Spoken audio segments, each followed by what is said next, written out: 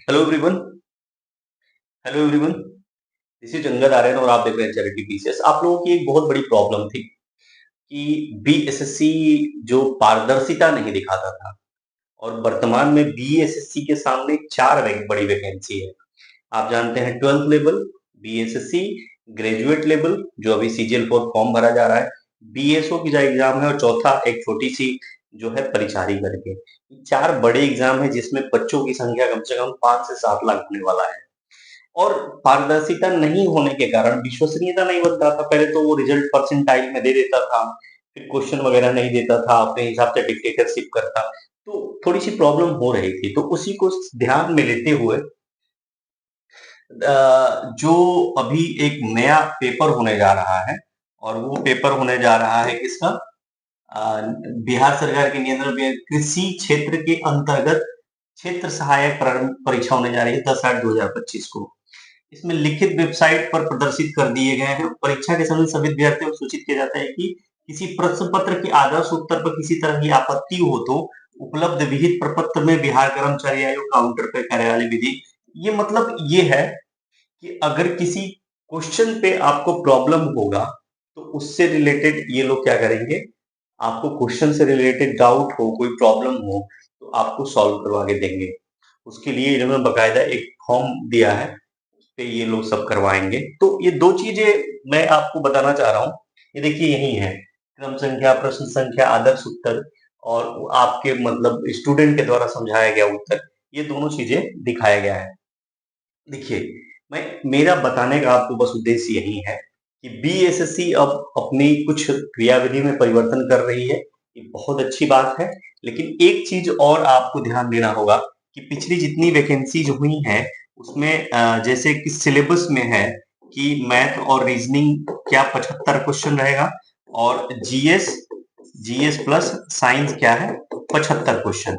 ये दोनों मिलकर 150 क्वेश्चन का एक सेट बनाते हैं, जो कि बिहार एसएससी का एक माना जाता है कि पुराना अपना सिलेबस है। लेकिन अब जितने पेपर हो रहे हैं उसमें इस सेक्शन से, जीएस और साइंस वाले सेक्शन से बहुत ज्यादा, अगर मैं 75 को अगर देखा जाए तो कहीं कहीं 100 क्वेश्चन पूछा जा रहा है।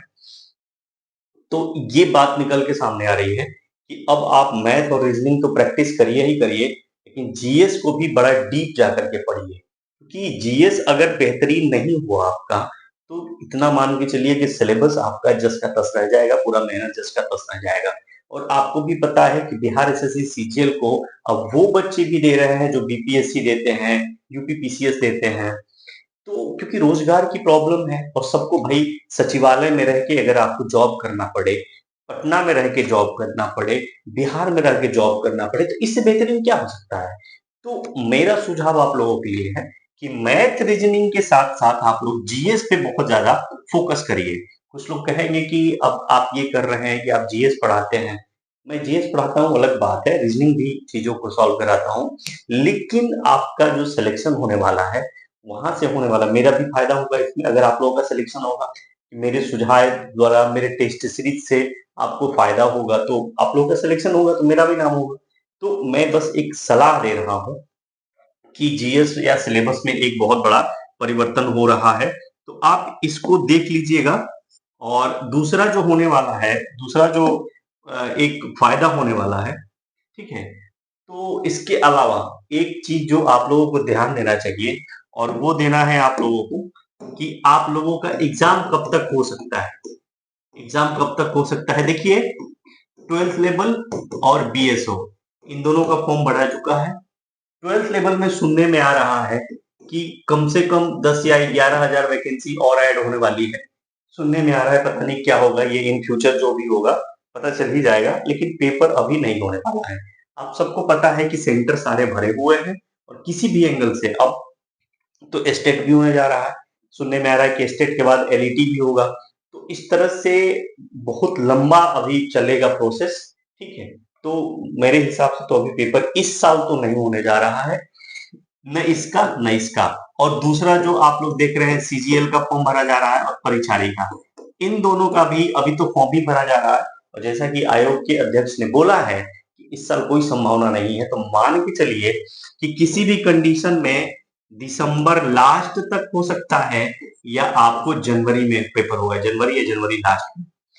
तो ये सारी चीजें तो हो गई। अब आपको इंपॉर्टेंट कहाँ ध्यान देना चाहिए, आपको ध्यान देना चाहिए टेस्ट सीरीज पे, क्योंकि टेस्ट सीरीज ही वो सेक्शन है, फाइनली आपको क्वेश्चन ही करना है, और टेस्ट सीरीज ही वो सेक्शन है जहां से आपको प्रश्न आएंगे और आप बेहतरीन कर पाएंगे।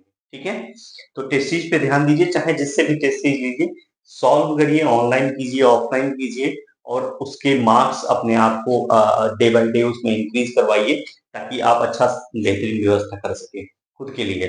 ठीक है, तो ये आप टेस्ट सीरीज पे ध्यान दीजिए। टेस्ट सीरीज में आप मैथ रीजनिंग वाले क्वेश्चन भी सॉल्व करिए, और जीएस वाले प्लस साइंस वाले, इन दोनों पे आप ज्यादा फोकस करिए, क्योंकि यहाँ से प्रश्न ज्यादा बन रहे हैं आज। ठीक है, तो ये रहा आज का सूचना कि बिहार एसएससी कुछ नया करने जा रही है।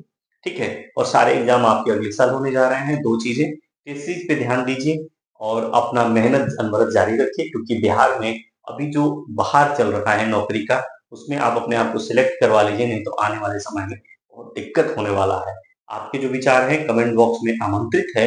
मिलते हैं अगली वीडियो में, तब तक के लिए धन्यवाद।